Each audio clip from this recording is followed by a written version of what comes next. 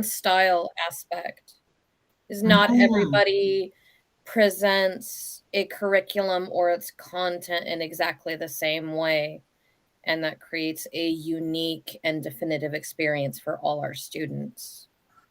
Yes, yes. Thank you all for your comments. So let's slide over to number 5. And here is some more.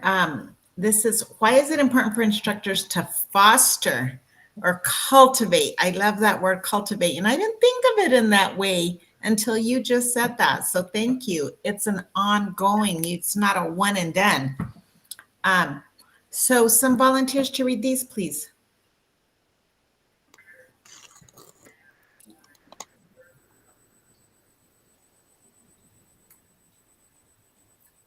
Instructor presence is one of the keys to the effectiveness of online learning, and instructors need to be actively engaged in online courses. Thank you.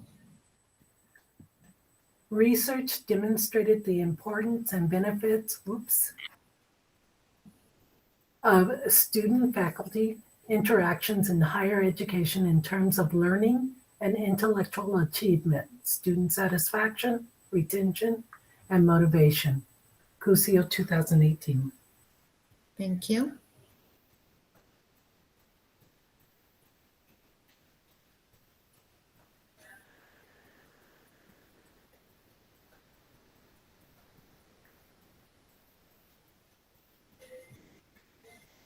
So high quality learning and purposeful interaction between teacher and student should be established. Teacher-student interactions during learning, particularly in distance learning, impact student satisfaction, motivation, and ability to contend with learning assignments.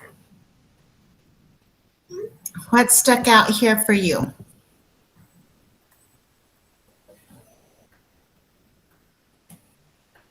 High quality learning, purposeful interaction between teacher and student. I really like that. Purposeful. Mm-hmm. And that the student-teacher interactions impacts satisfaction, the motivation, and ability to contend with the assignments. Yeah, isn't that interesting? For me, it's high quality learning, high quality teaching. Yes, thank you. So we're going to slide over to number 6. And I'm going to ask you either with a pen, a sticky note, or a text box to think about what are your current practices that foster those connections, either teacher to student, student to student, or student to content.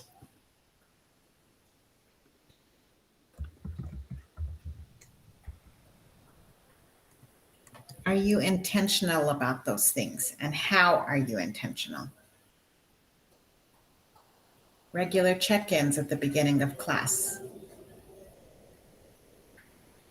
Asking questions. Pertinent lessons. Whoops. Think, pair, share activities. Yes.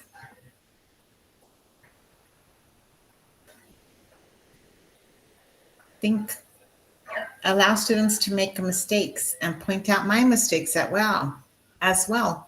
Yes, we're human, right?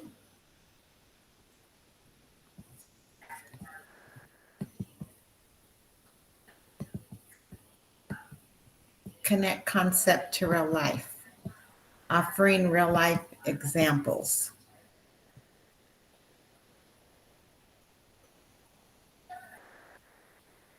Breakouts for sharing and building a community. Yes. Students introduce their classmates. I love that.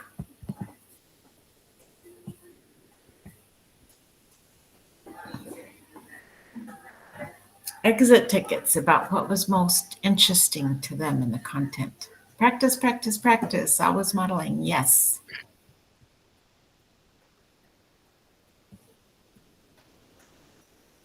In my classroom, we have an integrated classroom that involves interactive games, online classwork, and active lectures with humor and fun commentary mixed in. Allow for creativity.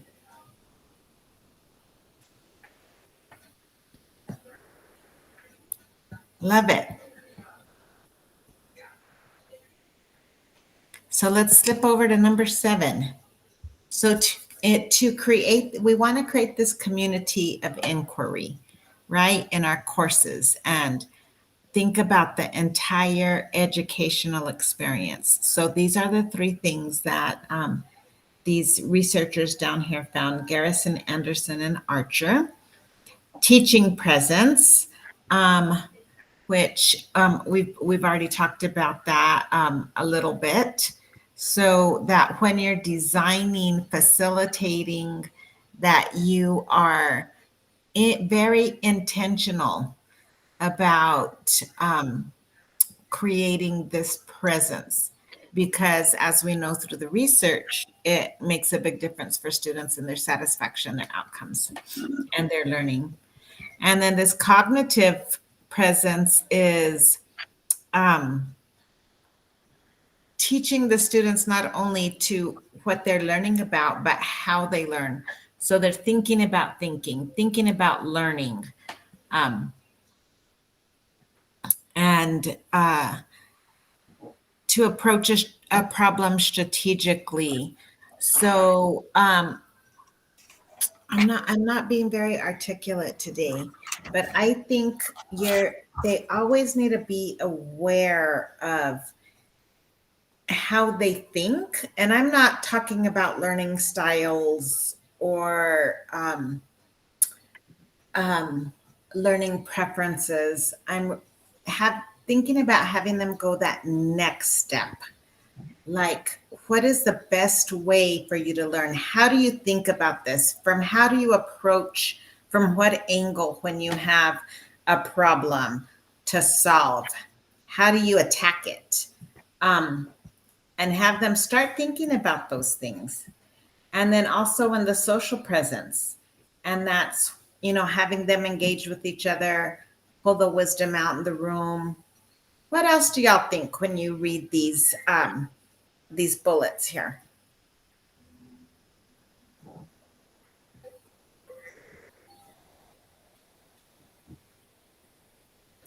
Maybe inspire them to ask questions. Okay.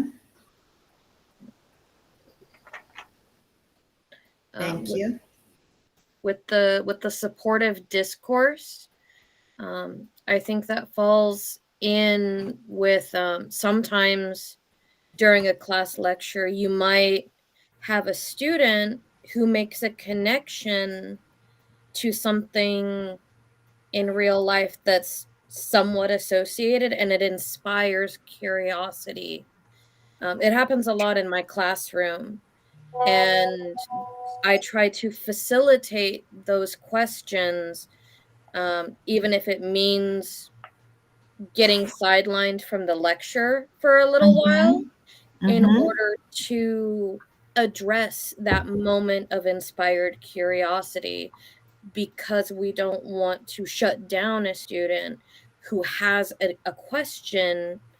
And sometimes it's just really interesting off the wall questions you would never expect, or it turns into a question that leads to a really important philosophical or psychological awareness for the entire classroom.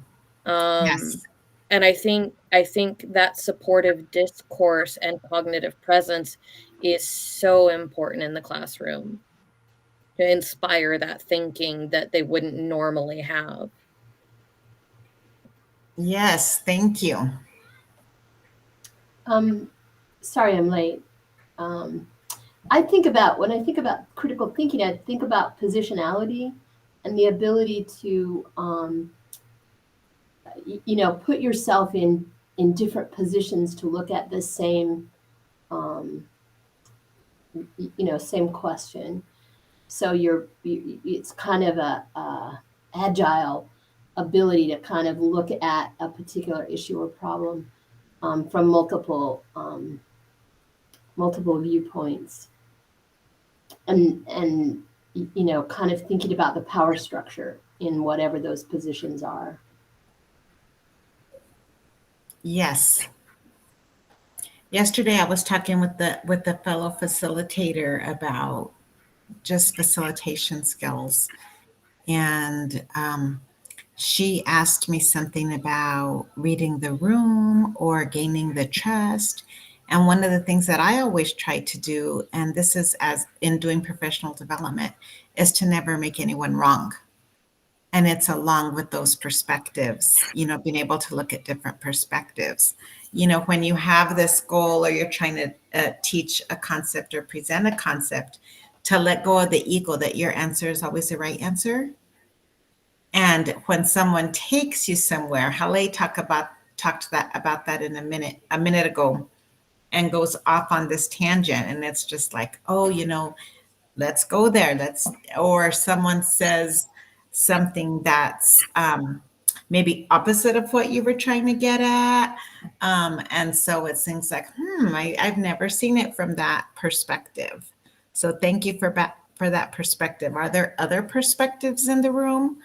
And so allowing that safe space so that they are able to be intellectuals, right?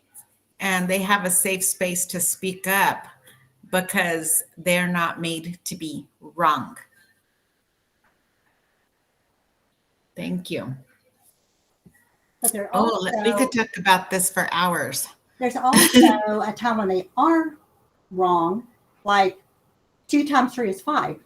Right. There's no way that you can say that that's right. However, there's a way to approach it to say, well, let's see why 2 times 3 is 6, and redirecting that without calling them out, you're wrong, but let's see why this is correct, because not every answer is correct if we're going to teach them, correctly. Right. Yes, of course. Thank you for that clarification. Yeah, math question, right is right. And how did you get to that instead of that's wrong?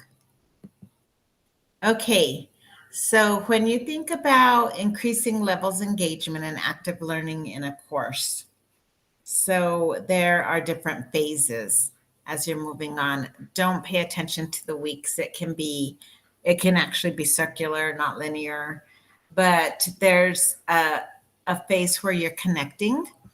And I kind of just went hi and jumped on in because we already know each other from being together multiple times. However, if this was a brand new group of people, it would have been quite different. I would have for sure done some kind of introduction and a connection activity. And then in the next phase, Peggy, I just want to make sure that in the Jamboard, everyone has moved to frame 8. I'm sorry. That's okay. Thank you. Page 8. I keep forgetting that part. I think I'm presenting and I'm really not presenting in Jamboard. Everybody's on the page. Thank you. Page 8, as a structural engineer and then a facilitator, a challenge, community member and challenger, and then it's ongoing. So rather than me sit here and read all this to you, what we're going to do is move into breakout rooms. And so over the next few slides, 9 through 14, I believe, 9 through 13, Tina is going to send you into a breakout room. And in that breakout room, you're going to talk about what kind of activities that you could use with students in each phase in order to phase 1, connect, communicate, collaborate, co-facilitate, and then ongoing continuous engagement. Are you ready to do that, Tina? I am ready to do that. How long would you like them to be in the breakout rooms? Let's do 8 minutes. 8 minutes? Mm-hmm. I will set the timer. When we go to the breakout rooms, are we going to just stay on this same slide and just discuss it?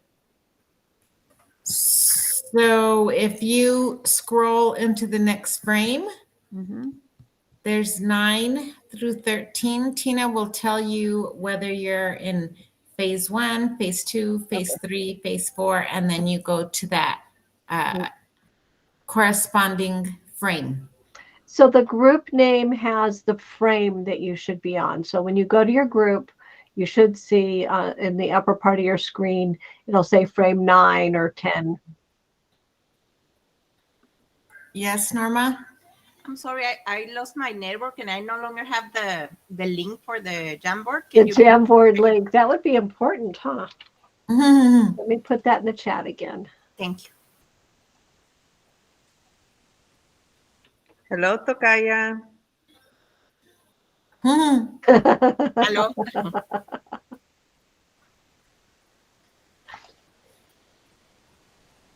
Okay, whoops. Now I've got to go back to my breakout rooms.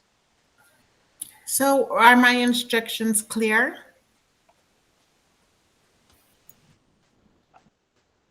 I'm good. Okay.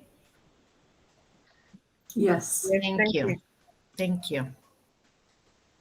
Okay, are we ready to go? Yes.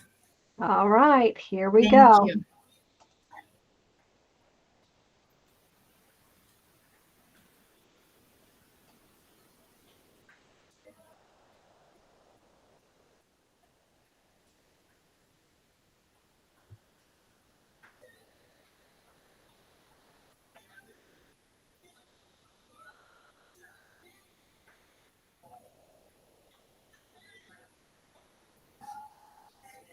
Okay, it Peggy, looks like we still have a number of people who haven't accepted the invitation to move into their room. Where's the invitation, Tina? Because I'm looking at the screen and I don't see it on the Jamboard. I don't see it on the side. Maybe I'm in the room. See it. Let I me don't try. see it either. I didn't see a link either. That's really interesting. Are they in messages? It should have just shown up. Huh. That's so weird. So this is very weird. Let me see. I don't know why these are not working.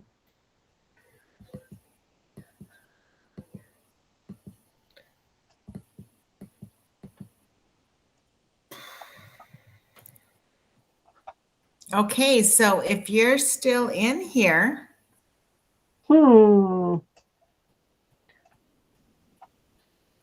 slide over to from frame 9 through 13 and choose which phase you want to leave some notes in. If you have an idea of course activities,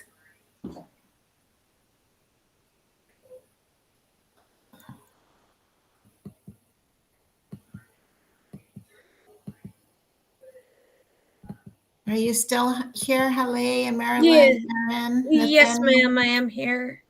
Yeah. I'm still here too. I'm still here too. Yes, ma'am. So we'll just Okay. pick one. Yeah, so just slip into a frame number 9 is connect. And if you can think of an activity, there we go. Collaborate word puzzles. Frame number 10 is communicate. So critical thinking, reflection, or brainstorming activities. Frame number 11 is collaborate.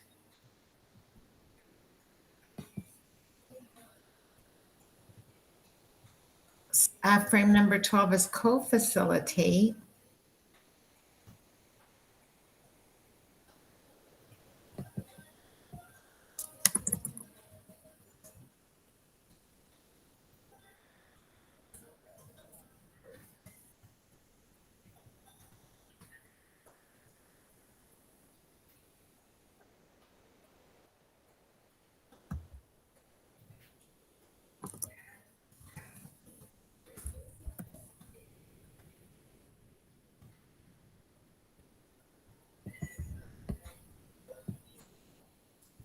Did you all choose a frame and are working and inputting things in?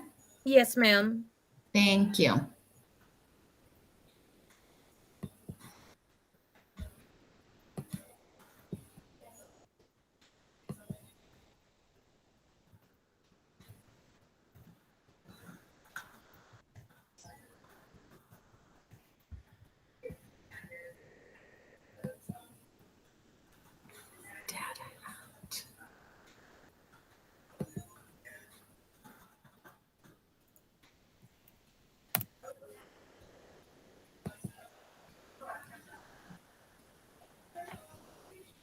Okay, cooperate. Thinking, reflection, or brainstorming activity.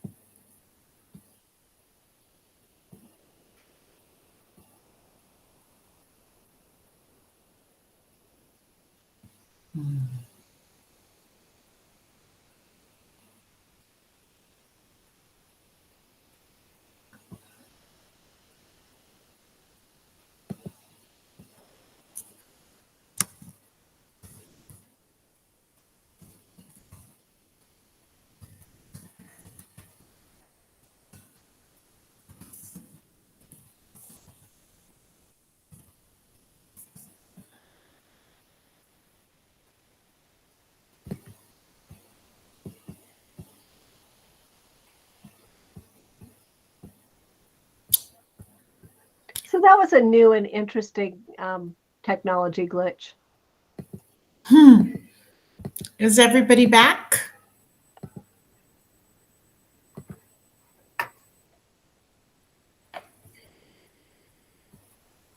Everyone should be back. Everyone should be back. Please let it Please say me if you are not back.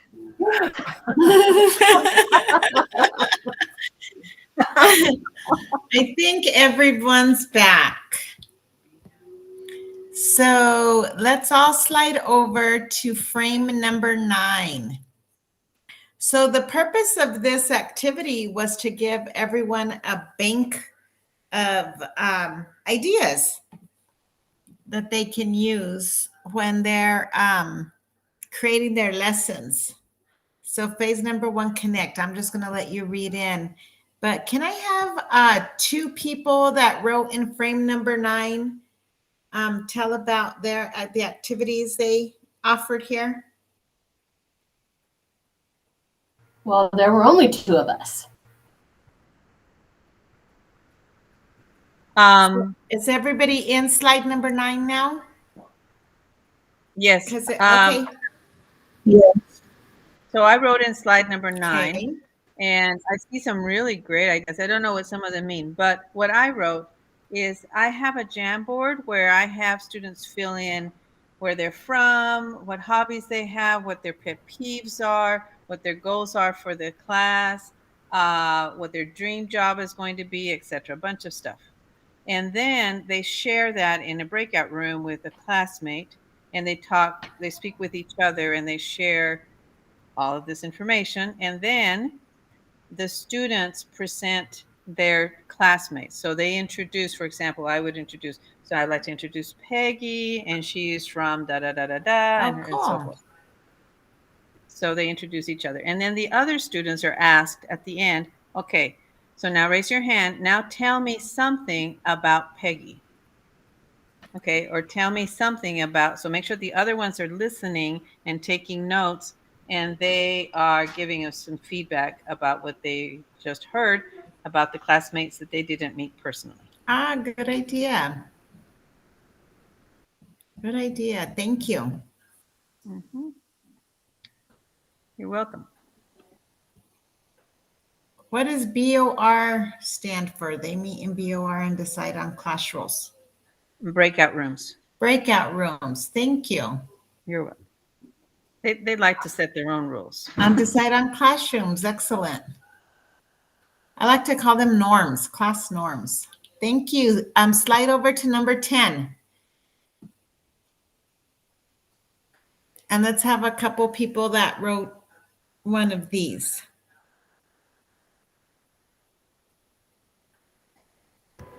All right, so can everybody hear me? Yes. All right, so all the little green ones are mine. So I do a data hunt, which is sort of like a hide and seek based on vocabulary. My classroom is still an old school structured type classroom right now. But so I have the kids go around and they grab the dictionaries, a thesaurus, and they do a synonym antonym hunt in regards to the vocabulary. I do also something called congressional merit, where I divide the class into the House of Representatives, senators, and lobbyists, and the lobbyists go to the senators and representatives to see if they can get their bills passed. Nice. I also do create a nation, where I divide the students into groups, and they build a nation with government rules. We start off with the whole, this is what civilization is about, and come to the end where they become a warring civilization. And then we do D&D style, where they roll dice, and for every dice roll, something happens. They can battle each other, attack. They can call in allies that they've made through treaties and stuff like that. Interesting. Interesting. Thank you. Thank you. So go ahead.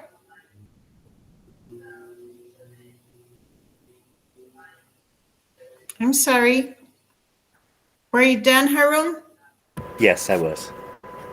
Thank you.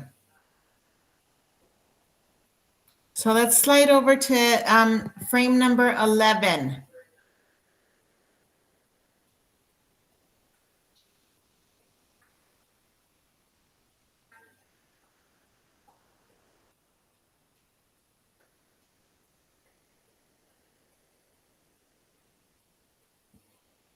Isn't it interesting that Jigsaw went into every phase?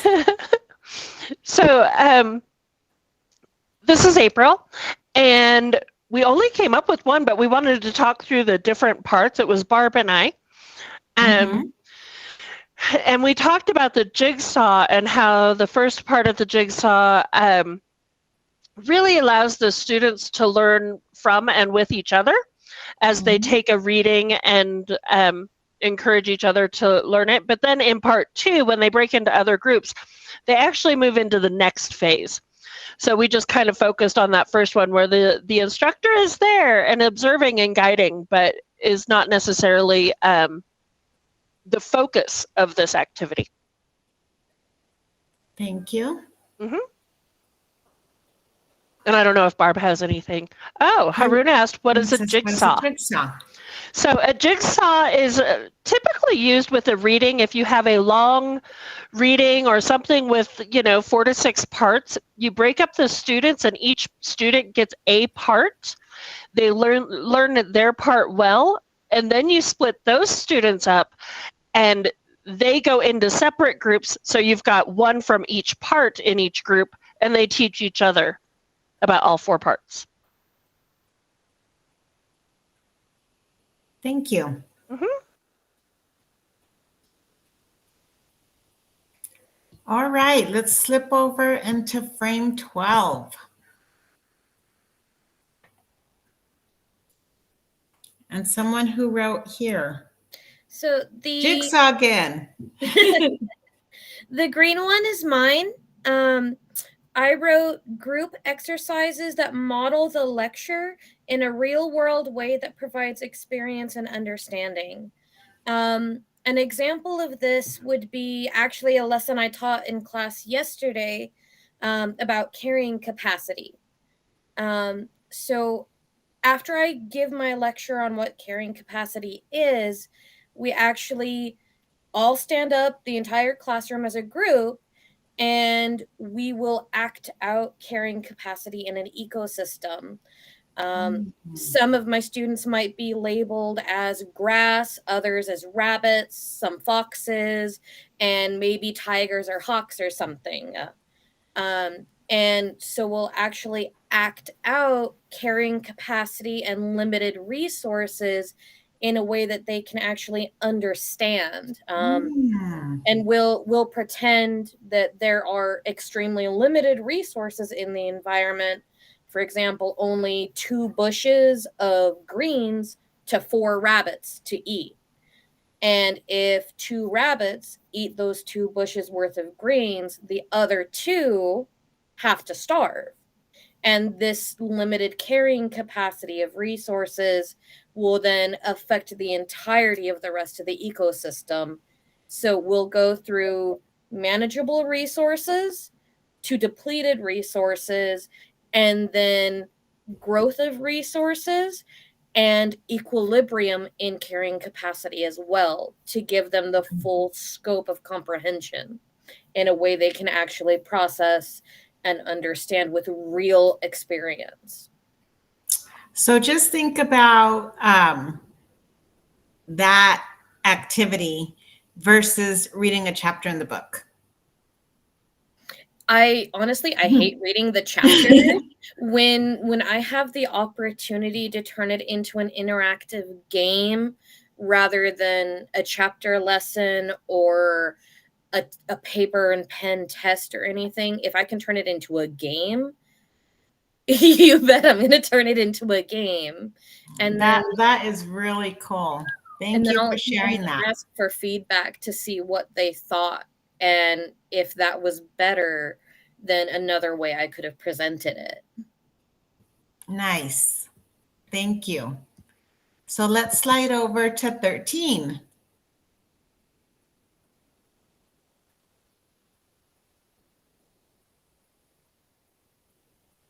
Someone who wrote here.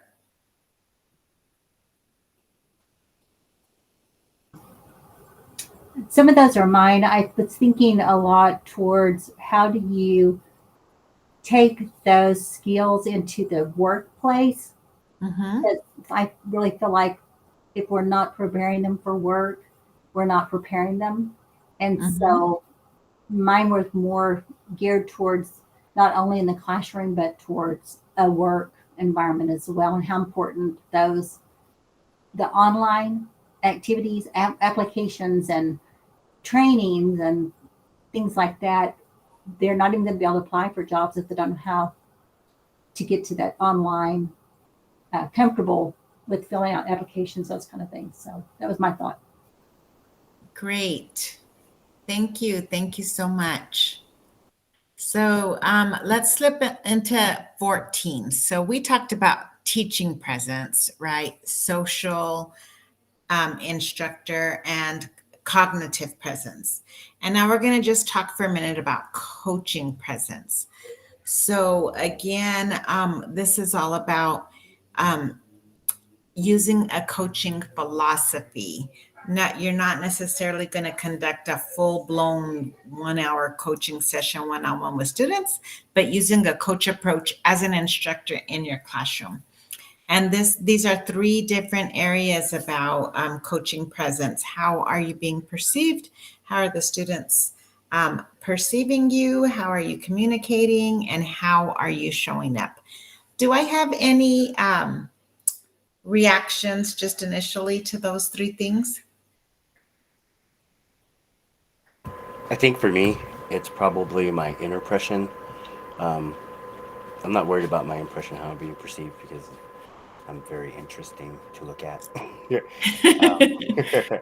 My communication is usually on point. I can dumb it down or bring it up. But how am I showing up is, I think that's probably my most, yeah. What are they thinking? What are my students thinking in regards to me and the perception they have of me, while I provide them the information. Thank you. Thank you. Other ideas? Peggy, it Yes. really, many, many years ago, there was a poem I read about how the teacher sets the mood in the class, and how the instructor sets the level of confidence the students have by the way that the teacher's attitude is set. And so how am I showing up? Am I showing up upset because I'm upset because, I don't know, I stubbed my toe or something? I don't know. Am I showing up with a real positive attitude and wishing everybody great success and being positive and welcoming? Or am I showing up with, this is a bother? Okay.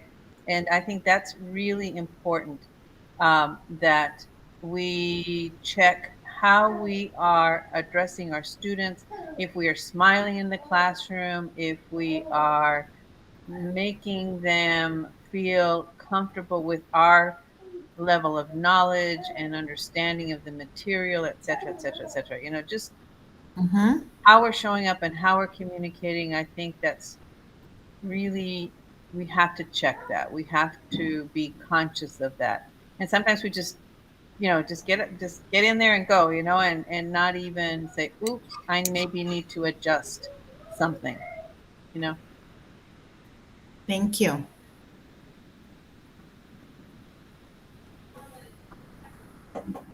Body language, our attitude, joy, and excitement, and being a real person, being vulnerable, making mistakes, laughing at your own mistakes. There's something that I like to do in my class. I notice so many of my new students, when they come in, they're so stiff and tense because of what they're used to experiencing in public school. I try to have a very laid back, comfortable classroom where they might be able to feel safe and at home. They came to our program for a reason, and for whatever reason, they ended up there. And it might be a deep-seated, negative experience, for why they left public school. So I try really hard to facilitate a classroom that is, comfortable and casual, rather than, tense and strict, because that defeats the purpose. And I try to make sure they know coming into my classroom that my classroom is a location where they're allowed to ask questions, even odd questions or unique questions, and they will never be shamed for a question. And any question, no question is a stupid question. I get, like, every time I get a brand new student, I'm really sorry, I gotta ask a dumb question. I'm like, no, stop it. Stop it. There is no such thing as a dumb question. The only dumb question is the question that didn't get asked because you didn't get your answer that you needed. Thank you. Thank you. So let's slide over to 15 when we talk about our presence, and we are running out of time. So we'll talk about this more another time, but just go through the wheel and think about those different areas: your presence, your empathy, feelings, even your boundaries. Are boundaries firm enough to prevent rescuing? That's always interesting. And colluding. Do you ever think of colluding? But this says client, of course, because life coaching is, from the business world. But I thought that this was really interesting, this idea of coaching presence. And someone said this earlier. I think it was you, Norma Pettis, about that. We always have to be self-reflective. Always have to be self-reflective. And think about our bias and what's going on in our head, and even about how we really think about our students' abilities, about having faith in our students and their abilities, thinking they are creative, resourceful, and whole, not these poor, broken people that we know better. We talked, more about this in training, about really believing that students are the experts in their own life. They can use guidance, but don't need saving generally. And if they do, it shouldn't be by us, right? If there is a real need for some mental health problems or addiction or things like that, that's we got to stay in our lane, and that would be a time that we can do referrals. So let's slide over to 16 in the interest of time. So what did we do today? So in terms of the way that I arranged this webinar, what did I do to encourage social presence? Just shout out.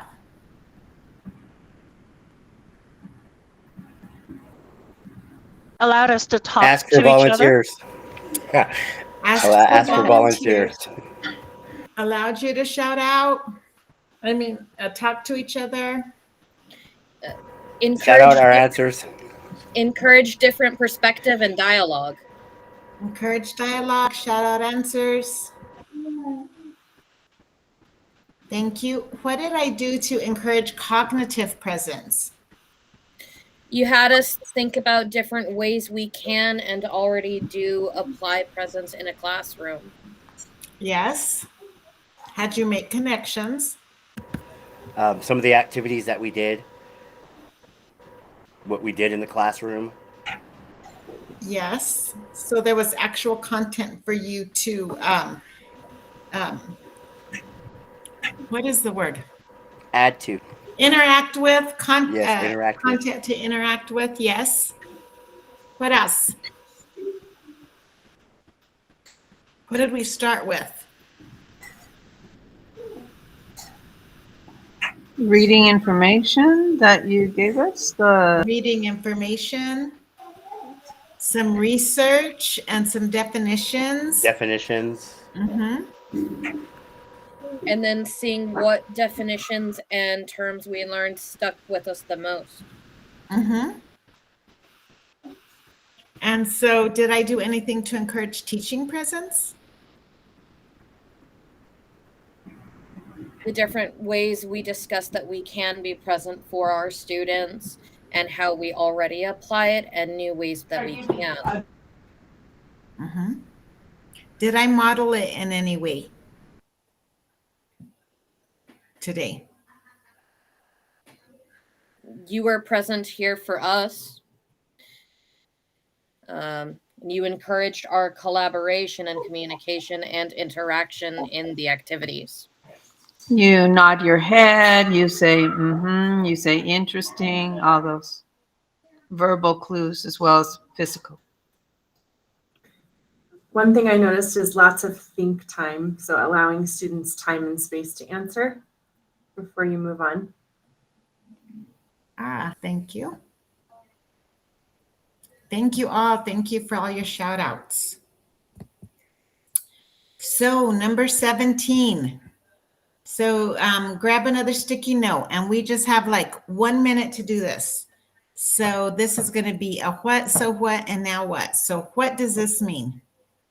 What did you learn or want to learn more about from your participation in the webinar today? Or what was important about this today?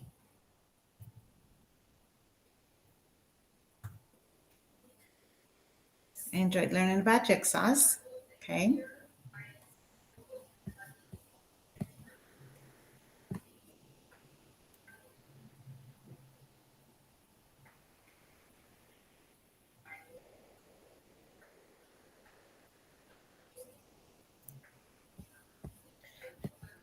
Being present, continue conversations, great activities, learning new things to do, levels of coaching presence. I need more time to process that and consider how I'm applying those. Nice.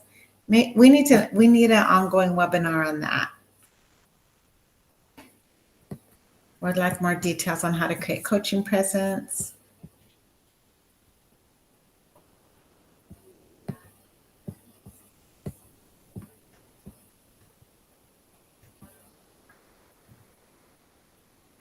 So we're going to slip over to slide 18.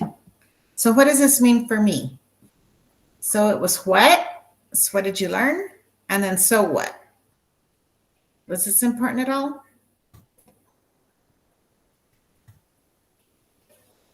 Being present is important so I can meet my students' needs, find ways to engage students.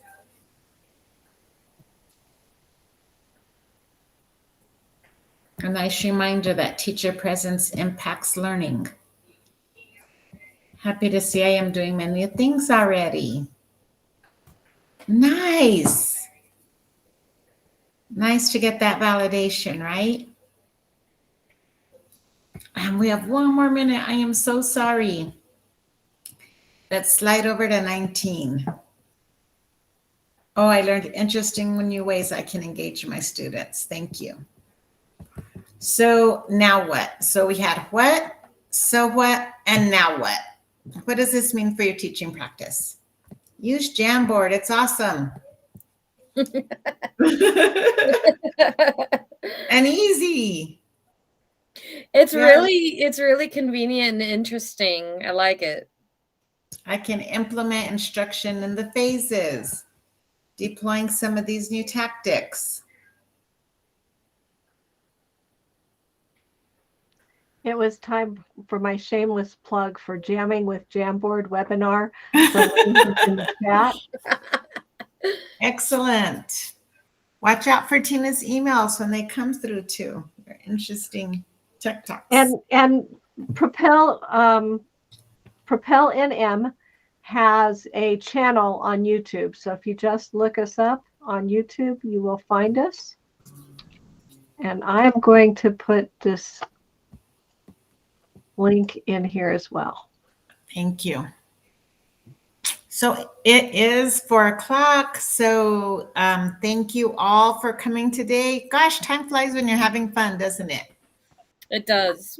I appreciate all of you joining, contributing, learning together, and providing your different thoughts, perspectives, the amazing ideas. That's my favorite part.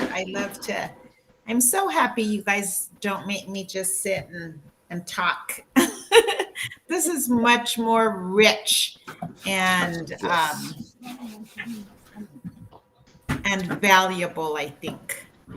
And so thank you, Tina, for providing the opportunity for us to get together like this every other Wednesday and learn from each other. Great ideas. Thank you all. See you in a couple Thank you, of weeks. Peggy. Thank you. Thank you. Bye. See you the Bye. 15th. Thank you, Haroon.